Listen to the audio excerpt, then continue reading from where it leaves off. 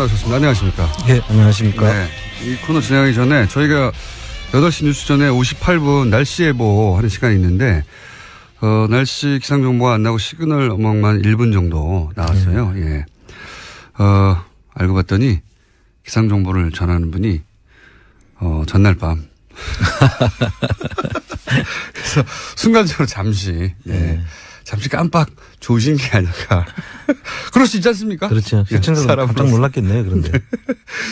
그렇다고 합니다. 자, 오늘 청장님 얘기 진행하기 전에 바로 앞 순서에 김영건 의원님 전혀 새로운 이야기 들었는데 너무 이상해서 저도. 예. 노무현 정부 때 3%밖에 안 쓴 비용, 설정금 비용을 이명박 정부 혼자 70%를 썼다는 거 아닌가. 네. 최근 4개 정부를 다 합친 비용의 70%를 혼자 썼다. 그러니까요. 예. 근데 바로 직전 정부가 3%밖에 안 썼다고 하면 똑같은 공무원 체계에 똑같은 진단 시스템에 똑같은 프로세스 공무원들인데 갑자기 20 몇 배가 더 나빠졌다는 거는 이게 단순한 문제가 아니다. 그렇죠. 예. 금액이 엄청나더라고요. 3조씩 이렇게 들어가는. 보상 금액만 3조고 예. 그러면 살처분하기 위해서 땅 파고 싣고 이런 그런 비용도 조 단위가 들어갔을 거거든요. 예. 예. 그래서 김영건 의원님은 이제 농가 피해 관점에서 보셨는데. 예, 이거 농가 피해 관점만 볼 게 아니고. 거꾸로 이익을 본 사람이 있을 거 아닙니까? 그렇습니다. 미국의 수출업자라든지 예. 또 국내 수입업자. 예. 외국 수입국이라든지 이런 것들이 많이 들어와야 이익을 보는 사람들. 그리고 실제로 그 시기에 중소 수입업자들은 다 망하고 대기업들이 수입업자로 재편됐다고 하거든요. 그렇죠. 그 관련된 업자들 그 중심으로 해서 무슨 문제가 있을 수 있으니까 그걸 한번 살펴봐야 될 것 같아요. 그러니까 이익을 본 사람은 없는가.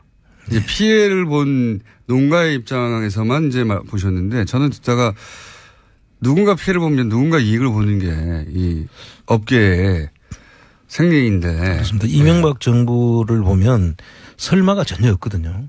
항상. 맞습니다. 항상 우리가 생각을 예상하는 그 이상이거든요. 저는 그래서 김영건 의원실에서 이 사안을 농가 피해 관점도 중요한데 거꾸로 이로 인해서 이득을 본 업계가 혹은 사람들이 누가 있냐의 관점에서 바라보면 전혀 다른 그림이 보여질 거라고. 예, 저도 그렇게 봅니다. 그런 생각이 들었는데, 네. 이명박 대통령 전문가로서 지금 그렇게 보시는 거죠? 그래서 오랫동안.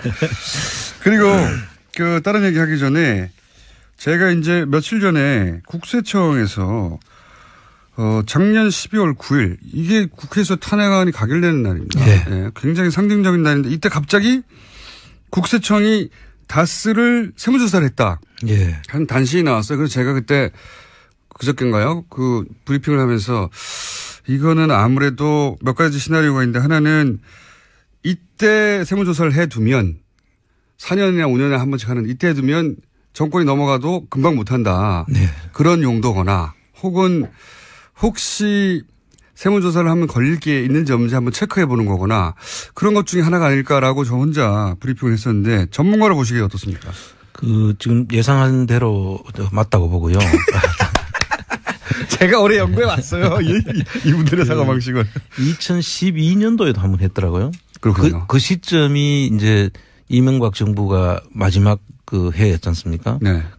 이명박 정부 마지막 해에 그때 이루어진 거하고 16년도 말에 이루어진 것도 2017년도에 탄핵이 되면은 선거가 있어 이게 예상이 되는 그러니까요. 정권이 넘어갈 수도 있는. 그렇습니다. 그래서 보통 세무조사는 5년 만에 한 번씩은 이제 하도록 되어 있지 않습니까? 네. 그리고 한 번 하고 나면 다음에 돌아서서 또 조사를 할 수가 없도록 통상의 경우에는. 그러면 이제 보통 다시 조사한다 그러면 이거 정치적 세무조사 이렇게 그렇죠. 주장할 수 있는 그런 근거를 마련하려고 갑자기 한 게 아닌가. 네, 그래서 일단 중복조사 내지는 정치적 세무조사로 몰고 갈 수 있는 그런 근거가 되기 때문에 쉽게 조사를 못할 거다라고 판단하고 했을 가능성이 아주 높다는 거죠. 국세청장을 하신 전문가라서 그렇게 보시죠. 네, 이게 한 예방주사의 성격이 있다. 제가 이명박 대통령 전문가 연구가로서 보자마자 그런 생각을 했는데 저를 좀 칭찬해 주십시오. 세무 쪽도 전문가로 지금. 그렇지 않다면 너무 이상한 날 갑자기 이루어졌다. 그렇습니다. 예. 저도 그렇게 예상을 했었는데 역시 전문가가 보시기에도 그렇군요. 그러면서 이런 말을 했어요. 뭐 미국 공장이 어려워서 법인세가 줄었고 뭐 그래서 국세청이 별다른 조치 없이 조사를 끝냈다고 단신이 나왔는데 예. 이건 어떻게 보십니까? 그 석 달간 조사를 했는데 뭐 별 아무것도 없다는 아무것도 없다. 그게 이제 예방주사죠. 원래 이게 조사가 됐으면 이 다스에 대해서는 상당히 문제가 많지 않습니까? 그렇죠. 그동안에 많은 부분들 또 알 수밖에 없을 텐데 이게 했으면 사실 통합조사를 했어야 되죠. 그건 어떤 의미입니까? 통합조사라는 것은 이 다스 안에 그 김재정 씨 상속세도 문제가 있었지 않습니까? 예. 상속세도 지금 상속세 조사를 제대로 안 한 정황이 너무나 많이 드러나거든요. 아, 상속세 조사. 예. 그리고 그 전에 또 다스의 비자금이 또 있다는 이야기도 이미 있었지 않습니까? 예. 그 특검 때 그런 이야기도 있었고. 그리고 이상한 자금 흐름이 또 있었지 않습니까? SB 글로벌 로직스에서 다스로 들어간 돈이 1,485억이 이상하다는 그런 내용도 있었고 이런 내용들을 제대로 된 그 조사가 이루어졌다면 이 외에도 많은 내용들이 있지만 그런 부분들은 반드시 통합조사를 통해서야만 알 수 있는 내용이거든요. 여기는 법인세가 그때 이미 줄었기 때문에 법인세만 조사를 한 걸로 지금 보이는데 그렇게 해서는 찾을 수가 없죠. 할 짓을 안 했군요. 그렇습니다. 예. 국세청이. 만약에 제대로 조사를 했다면 했어야 할 걸 하지 않고 그냥 세무조사를 했다고 하는 기록만 탁 남기는. 기록 남기는 예방주사다. 그렇게 좀. 그렇게 이제 청장을 하신 분이 이렇게 이분이 하는 청장님이 말하면 그런 겁니다. 청장을 하신 분이 그렇게 말씀하셨고 다시 한번 김영건 의원이 들고 온 오늘의 사안이 저는 지금까지는 한 번도 드러나지 않았던 새로운 비리 의혹의 대상이 될 수 있다고 보는 게 당시 이명박 대통령 취임식 때 미국 축산업협회장이 와서 초대받아서 앉아서 있었어요 그때. 예. 그 커넥션들도 떠오르고 새록새록 떠오르는 것들이 지금 있습니다. 예. 그 관점에서 새로 봐야 된다. 네, 반드시 한번 그 내용을 정리해 볼 필요가 있는 것 같습니다. 자, 그래서 다스를 국세청이 다스를 갑자기 세무조사하고 아무것도 없다고 했던 뜬금없는 보도 관련해서는 저희가 잠깐 짚어봤고요. 그러니까 지금이라도 제대로 조사하면 다스에서 나올 게 너무 많다. 그렇습니다. 보시는 거죠. 네. 뭐 제가 다 언급도 안 했지만 사실 여러 가지 있지 않습니까? 일감 몰아주기 하기 위한 거다. 승계 문제라든지 예. 국세청하고 공정거래위원회 붙었다 하면 예, 이거 내용을 지금 사실 바로 들어가야 되는 겁니다. 조사를. 이거 안 들어가고 있다는 것은 뭐 지금 우리 정부 지금 이명박 정부하고 달리 그 문재인 정부는 저걸 하지 않지 않습니까? 네. 각 부처를 조사를 하라 마라 지금 지시를 안 하죠. 지시를 안 하는 정부로 돼 있지 않습니까? 그러면 이 정부에서 이걸 안 한다고 해서 부처에서 그대로 있으면 안 되는 거죠. 부처가 스스로 해야 할 일이잖아요. 이거는 그렇습니다. 예. 그걸 안 하고 있는 거죠. 거기에 너무 그동안에 이명박근혜 정부 때 익숙해져 있던 상태로라면 지금 부처에서 그냥 내려오기를 기다리는 거 아닙니까? 그런데 지금 문재인 정부는 아마 이걸 하라 마라 소리를 안 할 거예요. 검찰에도 그걸 안 해가지고. 네. 예. 검찰도 답답하다고 하고 거꾸로 검찰이 그럼 우리가 알아서 할게 해서 갑자기 전병헌 수석 나오고 그러면 또 청와대에서 우리한테 말도 안 했다고 그러고 뭐 이런 상황이기 때문에 다른 부처들도 기다리고 있을 게 아니죠. 예, 지금 기다리고 있으면 계속 내려오지 않을 거니까 그럼 일을 못 하는 거죠. 안 하는 거죠. 그럼 국민들한테 아마 저항에 상당히 부딪힐 것이다. 저는 그렇게 보고 있습니다. 더군다나 이제 청장을 지내신 분이 저희 방송과 함께하기 때문에 국세청을 너무 잘 아는 분이 여기 계시기 때문에 앞으로 계속 국세청에 대해서 이거 왜 안 하냐고 계속 묻겠습니다. 저희는 방송을 통해서. 자, 이제 중요한 얘기 하셔야죠. 플랜 다스의 계획 어떻게 돼갑니까?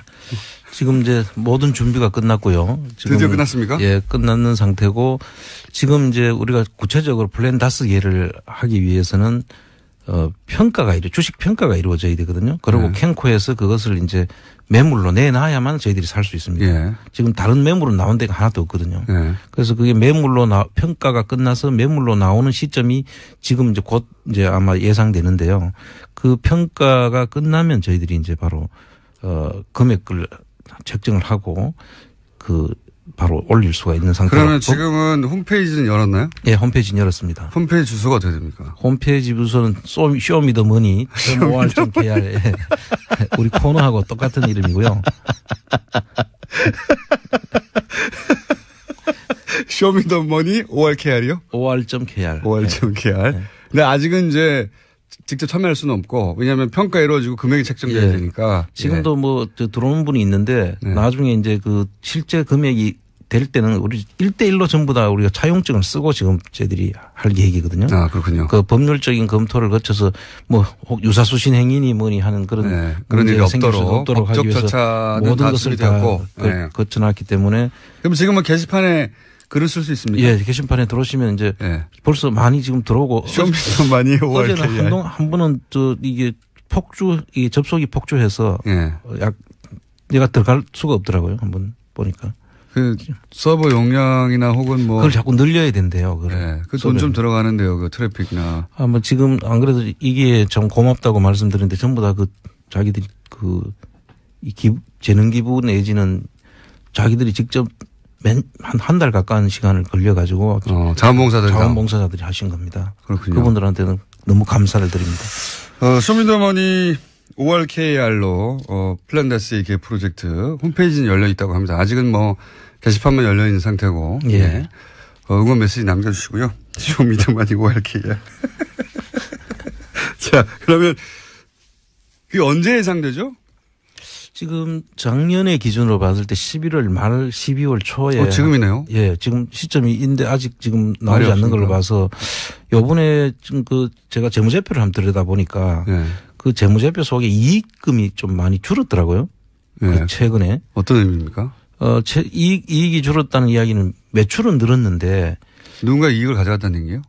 그래서 지금 제가 의심하는 거는 2010년 2007, 8년부터 지금 한 10년 전까지를 제가 쭉 보니까 매출은 급속도로 성장을 해왔는데 이익금은 똑같아요.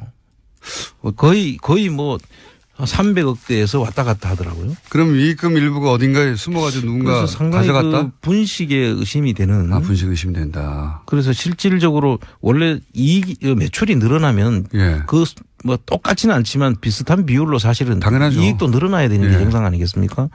그런데 보니까 매출은 급속도로 늘어났는데 이익은 예전이나 지금이나 거의 비슷해요. 300억대를 왔다 갔다 하는데 그 뭐 결손은 한 번도 없었지만 계속 이익금이 계속 그 수준밖에 유지를 안 하고 있는 거죠. 예를 들어서 매출이 몇 배가 늘었는데 이익금이 그대로입니까? 그렇죠. 1조 정도 선에 있다가 지금 2조 7천억 뭐 3조 가까이 육박하는데 거의 3배가 됐는데도 이익금 그대로 이익은 그대로 유지되고 있는 거죠. 이상하긴 이상하네요. 예, 아주 이상합니다. 이상한 일이 많이 일어나는 세긴 합니다만. 그래서 이 회계 감사라든지 뭐 세무조사를 통해서 이런 부분들은 보다 보면 이렇게 계속 이익금이 이렇게 맞춘 듯이 계속 일정하다는 이야기는 문제가 있을 수 있는 회사거든요. 그럼 감사나 이런 데서 지적을 했어야 되는 것 같은데 아무도 제대로 본 것이 아닌가. 근데 이것만 봐도 분식회계 의심을 하실 수 있는 정도입니다. 그렇습니다. 청장님이시니까. 그러면 만약에 이제 곧 있을 것 같은데 머지않아 플란다스에게 이 다스 주식 3% 매입 프로젝트. 예. 만약에 3%를 매입한다면 현행 법률이 보장하고 있는 권리 혹은 법률이 보장하고 있는 할 수 있는 일들이 뭐가 있습니까? 제가 간단하게 한번 정리를 해봤었습니다. 네. 첫째는 임시주주총회를 우리가 정부를 할 수 있어요. 임시주주총회. 그런데 임시주주총회를 하는 의미는 주주총회를 했을 때도 우리가 3% 주식 가지고 실질적인 권리 행사를 하기가 힘들지 않습니까? 네. 그런데 이게 아주 묘수가 하나 있습니다. 묘수가 뭐냐면 이게 만약에 이명박 씨 개인 재산인데 이거를 다른 사람 명의로 이렇게 차명으로 주식을 해놨다고 하면 만약에 차명 주식에 대해서는 의결권이 제한되게 돼 있어요.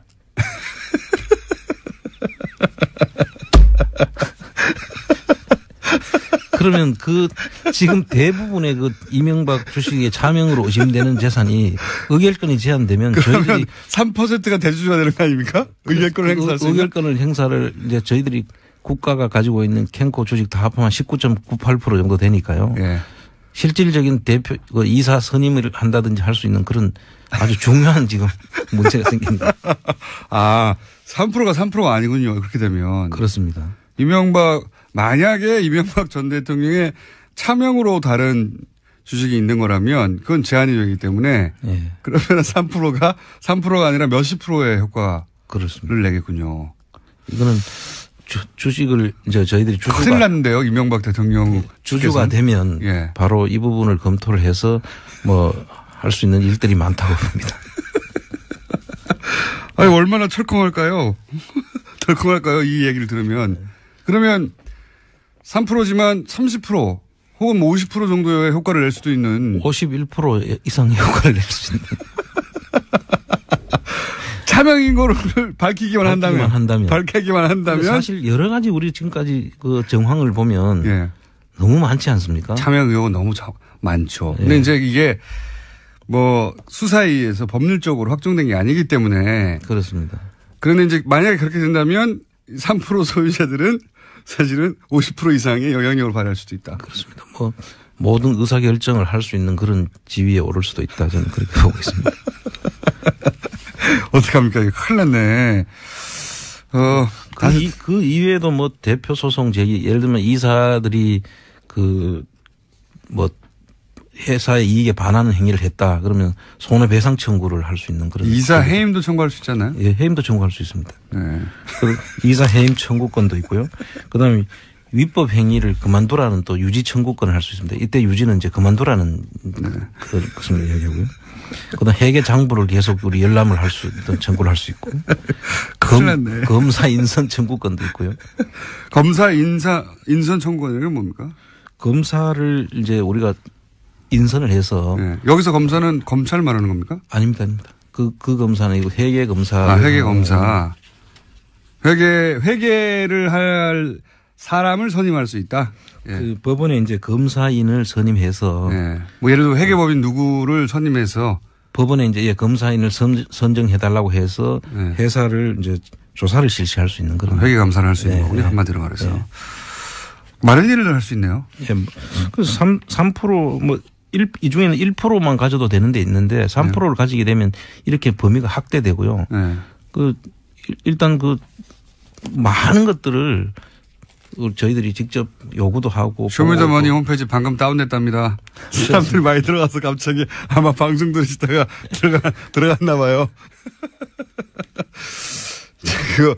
트래픽을 트래픽 예상되니까. 예. 계속 선을 늘려야 된다 그러더라고요. 맞습니다. 예. 그거 좀 비용 좀 들어갑니다. 예. 그 전에 혹시 기부받는 방법도 있나요? 하다못해 서버 비용이라도 받는? 예, 홈페이지를 통해서 이제 회원 가입을 하면 회비 이런 거 하고 그다음 또 저희들이 후원을 받으면 지금 아직 임의단체이기 때문에 신고를 하고 이제 후원을 받을 겁니다. 아, 그렇군요. 예. 지금은 방법이 없군요. 예. 그렇습니다. 3%로 3%가 3%에 불과한 게 아니라 3%만으로도 법적으로 보장된 권한이 있지만 이제 이게 차명 주식이라는 게 밝혀지면. 예. 삼성생명의 이건희 차명 주식도 의결권 제한 규정 때문에 문제가 되는 거하고 똑같은 거죠. 차명이 밝혀지면 이제 회사의 의결권을 행사하지 못한다는 것은 회사 주인이 아니라는 뜻이죠. 그렇습니다. 그러면 3%가 주인이 될 수도 있습니다. 그렇습니다. 이게 생각보다 큰 일이네요. 그렇게 큰 회사를 3%를 모아가지고 사실상 좌지우지할 수도 있는 큰일 났습니다. 이 뉴스를 만약에 실소유주들이 들으면 큰일 났다고 생각할 것 같아요. 그래서 얼마나 미울까요? 한 가지 플라나스의 계는 홈페이지 연결돼 있다는 거 말씀드리고 근데 지금 사람들이 많이 접속해가지고 계속 이건 디도스 상태죠. 많은 분이 접속해가지고 예. 합법적인 디도스 상태고요. 좀 기다렸다 하십시오. 제가 한 가지 더 보고 싶은 건 2조 5천억 정도 역외 탈세를 2015년에 갑자기 봐줘가지고 합법화하도록 도와줬다는 거 아닙니까? 그래서 거기에 세금도 안 물리고 법적 처벌도 하지 않고 이런 전례가 있습니까? 전례가 전혀 없었죠. 전번에 제가 그 부분에 대해서는 짧게 한 말씀하셨는데 그때는 5천억 정도였는데 이번에 2조 5천억이라는 게 그 2조 5천억 속에 5천억을 그때 의심했던 거고요. 네. 그 당시에 그 내용을 보면 최경환 전 장관하고 네. 그 법무부 장관 두 사람 이름으로 이제 그거를 이야기를 했더라고요. 예. 그런데 뜬금없이 갑자기 그렇게 하는 것은 있을 수 없는 거죠. 그 액수도 어마어마하지만 예. 액수도 뭐 2조 단위 사실은 이거 비자금을 합법화시켜준 거잖아요. 그렇게 봐요. 해외에 빼돌렸던 비자금을 예. 그냥 정상적인 돈으로 만들어준 거 아닙니까? 예. 그렇게 함으로 해서 그동안에 있었던 그 돈이 나가는 과정도 있지 않겠습니까? 예. 돈이 나갈 때는 회사 돈을 횡령했을 수도 있고. 그렇죠. 해외에서 또 신고해야 될 소득이 있었는데 그걸 신고 안 하고 거기에 묻어뒀을 수도 있고 네. 또 해외 간의 거래에서 뭐 예를 들면 무기 거래 같은 경우에 받아가지고 국내에 안 들어오고 외국에서 네. 그냥 남아 있는 경우도 있을 수 있고 뭐 이런 것들은 그 원인을 따져가지고 사실 형사처벌이 돼야 될 사항들이죠. 형사처벌되면 많은 사람이 엄청나게 긴 기간 갈 수 있는 액수죠 이게. 그렇죠. 엄청난 게 큰 문제죠. 그런데 그거를 그 또 특정한 기간을 왜 그 기간으로 했는지도 한번 봐야 될 부분이고. 그때가 이제 사실은 박근혜 대통령하고 이재용 예. 부회장하고 딜이 왔다 갔다 하는 그런 시점들 아닙니까 사실은 그때가. 그렇습니다. 예. 그래서 이 정도 이런 일은 없었고 그리고 이로 인해서 입을 수 있는 특혜도 어마어마한데 예. 이게 그냥 국세청장 혼자서 결정할 수 있는 일은 절대 아니지 않습니까? 예. 부총리가 발표를 했더라고요. 네. 그 기간을 열어가지고. 네. 그래서 국세청의 입장에서 보면 그런 부분들은 사실 국민들이 알 수 있도록 해야 되는 거죠. 이런 걸. 왜 했는지도 예. 알아야 되고. 왜 그렇게 하게 됐는지 국민들이 납득이 가는 네. 그런 조치를 할 때는 알려주고 해야 되는 거죠. 그때 그래서 삼성이 2조 5천억의 금액이 이렇게 해서 합법화됐다는 얘기 안 했어요. 아무도. 몰랐죠. 몰랐죠. 나중에 정권이 교체되고 밝혀지는 겁니다. 지금. 그렇습니다. 예. 이거 매우 의심스러우시죠? 매우 의심스럽죠. 매우 이거는 왜 그 시기에 하필 그렇게 했으면 IMF 때 그 은행들끼리 그 채권을 확보하기 위해서 서로 협의하는 상황에서는 이런 초법적인 조치를 한 경우가 있었습니다. 특수한 경우에. 그런데 그런 상황이 아닌 상태에서 이렇게 초법적인 조치를 하는 것은 이해하기 힘든 부분이죠. 만약에 여기 정상적으로 추징을 한다면 얼마나 추징할 수 있는 겁니까? 아니 이제 범죄 수익 같으면 다 몰수를 해야죠. 몰수군요. 이게 범죄 수익인지 아닌지를 이제 먼저 봐야 되고요. 그런데 그 세금만 받고 말았다는 거 아닙니까? 그렇죠. 네. 그것도 그냥 정상적인 돈일 경우로 상정하고 세금만 받고 말았다는 건데. 그렇습니다. 정상적인 거를 왜 이렇게 들여왔겠어요? 그렇죠. 정상적이라면 다 그냥 들어왔겠죠. 그렇습니다. 예. 정상적으로 처리할 수 없었으니까 요 기회를 일부러 열어서 이 돈이 들어온 것이고 그럼 몰수군요, 몰수. 예. 예. 그게 범죄 수익이라면 다 몰수를 해야죠. 범죄 수익으로 확정된다면. 알겠습니다. 자, 플란다스의 개 드디어 홈페이지는 열렸고요. 3%는 생각보다 훨씬 막강한 힘을 발휘할 수 있는데 법적으로도 만약에 차명 주식이라는 게 밝혀지면 나머지 의결권이 다 제한되기 때문에 3%가 50% 이상의 힘을 발휘할 수 있게 된다 하는 새로운 소식도 알려드리고 지금 현재는 접속자가 많아서 예. 그러면 경영권은 어떻게 됩니까? 경영권도 이사들 해임할 수 있는 건 아니니까요. 3%가 차명 주식으로 밝혀지면 밝혀지면 경영권 행사를 실질적으로 할 수 있는 그런 게 아까 51% 효과가 있다는 게 그런 겁니다. 참 좋아요. 이거 큰일 났는데 3%로 경영진을 교체할 수도 있겠군요. 이제 그 사이에 이제 차명 주식을 저희들이 밝혀야죠. 네. 청장님? 예. 저 뭐 하나 시켜주세요, 그럼. 부회장이나 이런 거 좀 시켜주세요. 자, 홈페이지 열렸습니다. 네. 아직 받고 있지는 않습니다만 열렸습니다. 너무 접속자가 많아서, 예. 오늘 저녁에는 한번 다시 해보시고 지금은 폭주하고 있어서 안 열리 나옵니다. 오늘 여기까지 하겠습니다. 안원구 전 대구지방국세청장이자 플란다스의 개주였습니다. 감사합니다. 예, 감사합니다. 나오셨습니다. 안녕하십니까. 예, 안녕하십니까. 네. 이 코너 진행하기 전에 저희가 8시 뉴스 전에 58분 날씨 예보 하는 시간이 있는데 날씨 기상 정보가 안 나고 시그널 음악만 1분 정도 나왔어요. 예. 알고 봤더니 기상 정보를 전하는 분이 전날 밤. 그래서 순간적으로 잠시 잠시 깜빡 조신 게 아닐까. 그럴 수 있지 않습니까? 그렇죠. 시청자들 깜짝 놀랐겠네요. 그런데. 네. 그렇다고 합니다. 자, 오늘 청장님 얘기 진행하기 전에 바로 앞 순서에 김영건 의원님 전혀 새로운 이야기 들었는데 너무 이상해서 저도. 노무현 정부 때 3%밖에 안 쓴 비용, 설정금 비용을 이명박 정부 혼자 70%를 썼다는 거 아닌가. 네. 최근 4개의 정부를 다 합친 비용의 70%를 혼자 썼다. 그러니까요. 예. 근데 바로 직전 정부가 3%밖에 안 썼다고 하면 똑같은 공무원 체계에 똑같은 진단 시스템에 똑같은 프로세스 공무원들인데 갑자기 20 몇 배가 더 나빠졌다는 거는 이게 단순한 문제가 아니다. 그렇죠. 금액이 엄청나더라고요. 3조씩 이렇게 들어간. 보상 금액만 3조고 그러면 살처분하기 위해서 땅 파고 싣고 이런 그런 비용도 조 단위가 들어갔을 거거든요. 예. 그래서 이거 다른 얘기 하기 전에 제가 이제 며칠 전에 국세청에서 작년 12월 9일 이게 국회에서 탄핵안이 가결되는 날입니다. 예. 굉장히 상징적인 날인데 이때 갑자기 국세청이 다스를 세무조사를 했다. 한 단신이 나왔어요. 그래서 제가 그때 그저께인가요?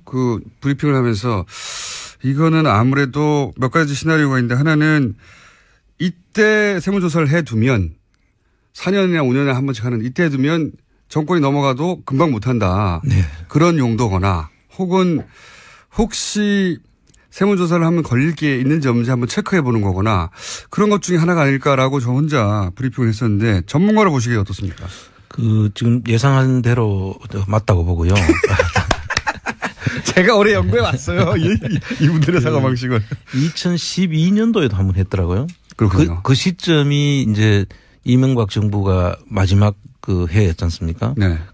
이명박 정부 마지막 해에 그때 이루어진 거하고 16년도 말에 이루어진 것도 2017년도에 탄핵이 되면은 선거가 있어 이게 예상이 그러니까요. 정권이 넘어갈 수도 있는. 그렇습니다. 그래서 보통 세무조사는 5년 만에 한 번씩은 이제 하도록 돼 있지 않습니까? 그리고 한 번 하고 나면 다음에 돌아서서 또 조사를 제대로 안 한 정황이 너무나 많이 드러나거든요. 아하, 상속자 조사. 그리고 그 전에 또 다스의 비자금이 또 있다는 이야기도 이미 있었지 않습니까?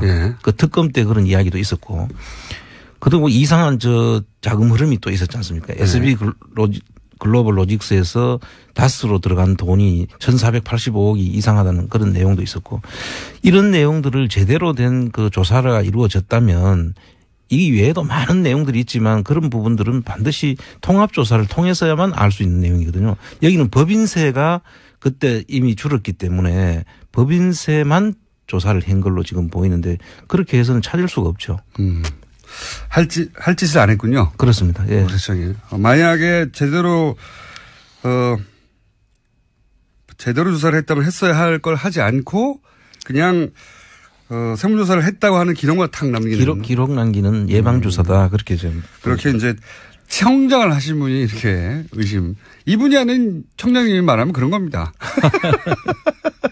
청장을 하신 분이 그렇게 말씀하셨고 다시 한번 김영건 의원이 들고 온 오늘의 사안이 저는 지금까지는 한 번도 드러나지 않았던 새로운 비리 의혹의 대상이 될 수 있다고 보는 게 당시 이명박 대통령 할 수가 없도록 통상의 경우에는. 그러면 이제 보통 다시 조사한다 그러면 이거 정치적 세무조사다 이렇게 주장할 수 있는 그런 근거를 마련하려고 갑자기 한 게 아닌가. 그래서 일단 중복조사 내지는 정치적 세무조사로 몰고 갈 수 있는 그런 근거가 되기 때문에 쉽게 조사를 못할 거다라고 판단하고 했을 가능성이 아주 높다는 거죠. 국세청장을 하신 전문가라서 그렇게 보시죠. 이게 한 예방주사의 성격이 있다.